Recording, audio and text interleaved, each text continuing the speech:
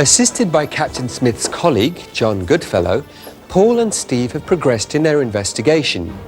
They know what has happened, and they're starting to understand why it has happened. They've called this meeting today to organise to prevent the same thing from happening again. Paul is now seeing the opportunity to really improve safety culture in his organisation. And you will notice that he is feeling more confident. Well, thank you for your help in this investigation and for coming along again today to talk things over. No, it's a pleasure. And it's very nice to see that Mary and Peter could join us today. Yes, for some reason, the head office has suddenly found some funding for things like this. Isn't it marvellous how a bit of press coverage can focus an organisation's attention so quickly? Well, the main thing is that we all use this opportunity to achieve something worthwhile. John, perhaps you could tell us some details about how you run things at your centre. Of course, yes.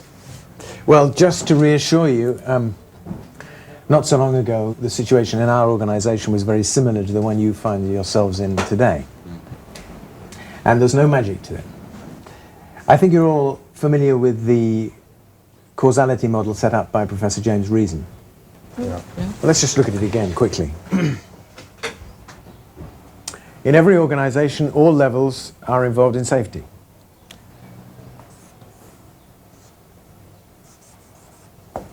Management. That includes line management and even senior management.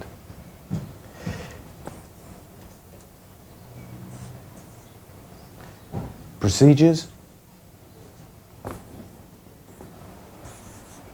staff,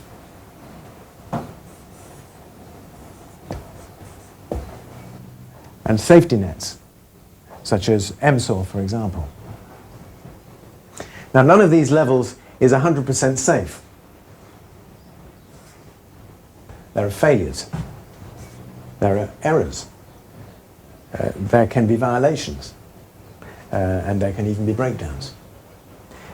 Generally speaking, when a failure takes place on one level, it gets picked up at the next level. The danger occurs when there are several failures in a line, and then we get the incident or the accident.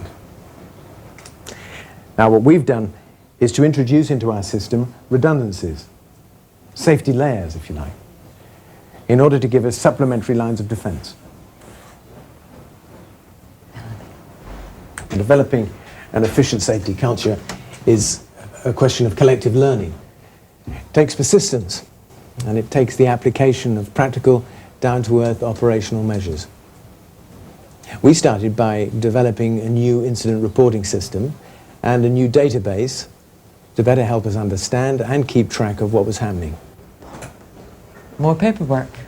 Not at all. This new reporting system is quick and easy to use, especially in the initial notification stage. And when it's done, we take the most interesting cases and we ask people's opinion. What happened? How did it happen? Also, we ask the reporter to give his opinion on how we can avoid it ever happening again. It's amazing how much easier it is to investigate on that basis. I mean, line operators know far more about what's going on out there than we do here in the office. So you just believe what we tell you? Well, we know that you can't always be totally objective about things you've been involved in. Nobody can.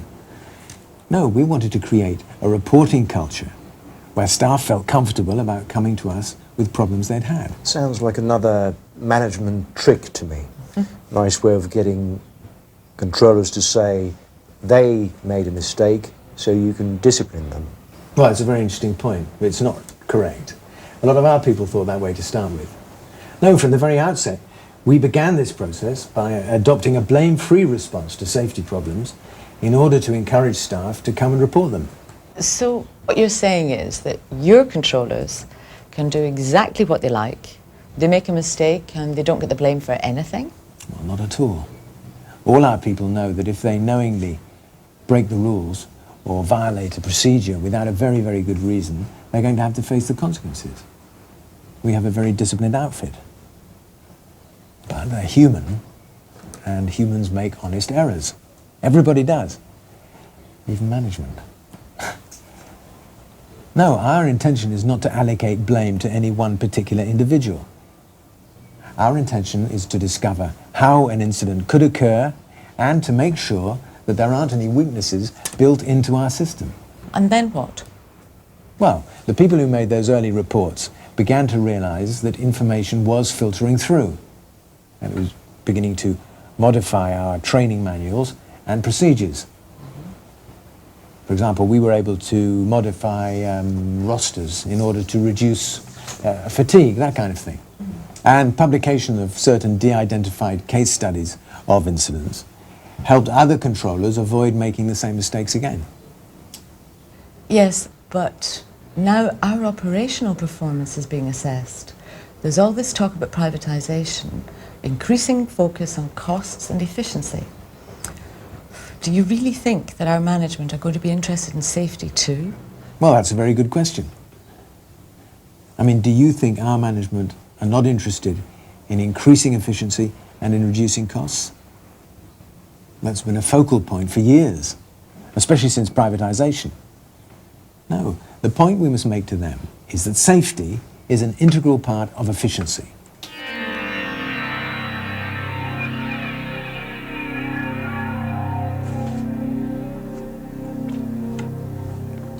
Okay, John, how about showing us how we could apply your approach to fix some of our safety problems? Or how would you tackle our latest incident? Well, let's work backwards from the incident itself.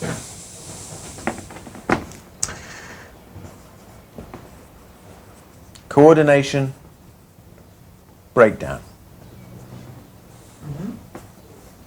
What were the factors that were definitely present in the breakdown? Well, I suppose that the late notification of the new coordination procedure in the sector is one. Good. Change of procedures, communication problems. What else? Well, our procedures people, they're notorious for not letting us know about the changes before they've been made. And we often learn about things just from talking to one another. Then, sometime later, the paperwork arrives. It's really confusing. What a good starting point. Let's sack all the procedures people. That might work the first time, but what about the second? Yes, but do we tell the procedures people about these problems or not? No. No. It'd be a complete waste of time. They're always the same. They're weeks behind in getting paperwork out.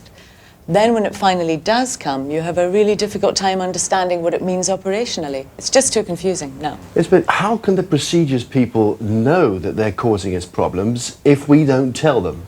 If we accept their poor performance, then they will assume that poor performance is acceptable and it becomes a norm.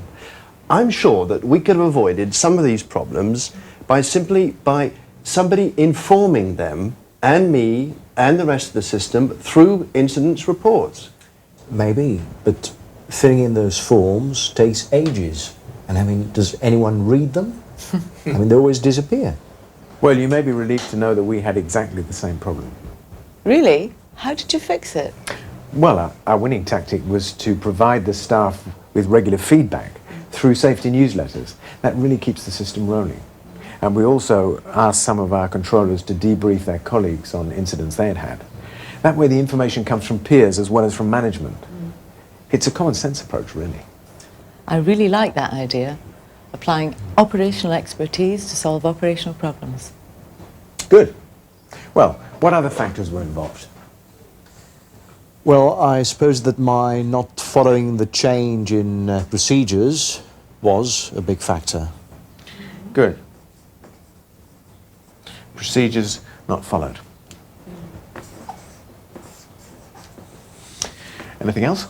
Well, I'm not really convinced that the procedure itself was safe for the sector anyway. We didn't have anything else to test. It was the only one, and therefore we didn't have anything to measure it against. John is encouraging the group to conduct a thorough analysis of the possible factors which may have contributed to this safety occurrence, brainstorming any elements of their respective systems which may have played a part.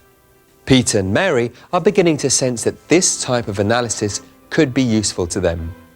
The accident analysis techniques cover many facets of the operational system, including project planning, implementation, training, documentation, communication, and so on.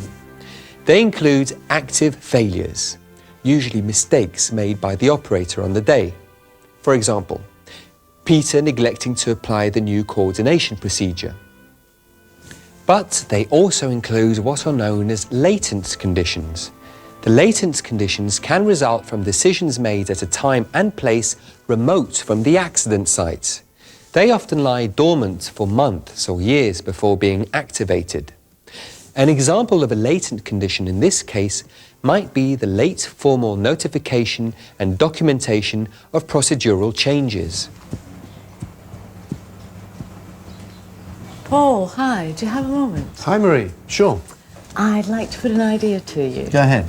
Peter and I were talking about the meeting we had the other day, Yeah? and we thought it might be a good idea, you know, to speak to other controllers about safety awareness. That's a very good idea, Marie.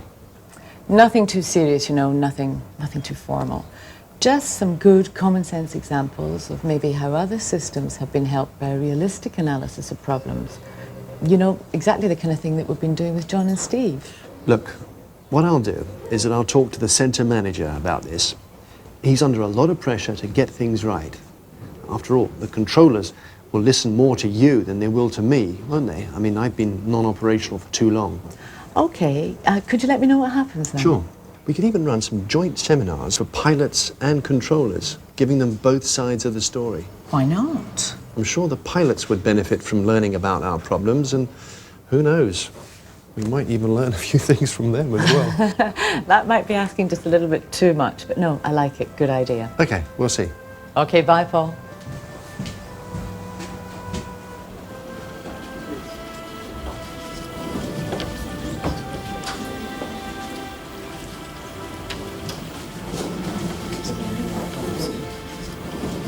Good morning, everyone. Thank you for coming. My name is Marie Miller, and this is Peter Law. We'd like to extend a special welcome to our colleagues from the airlines who have joined us today, and for those of you of our own staff who have taken the trouble to come in on a rest day. In particular, a special thank you to Mr. Brown, our centre manager, for his interest in this meeting. Why are we here? Well, about 1 month ago, Peter and I were involved in an incident that taught us a lot. The first lesson it taught us was that safety is everybody's business. It's not something that's restricted to staff or managers, it's for everyone. The second thing is that it should not be taken for granted. It's something that must be worked at. And thirdly, we have a need for a safety reporting culture. That way we can measure how safe we are. I'm not going to go into too much more detail about this now, because what I'd like to do is to hand over to Peter. He's going to give you a description of what happened on the sector on the morning when he had the incident. Peter? This is the beginning of a gradual process of safety culture development within this ATS provider.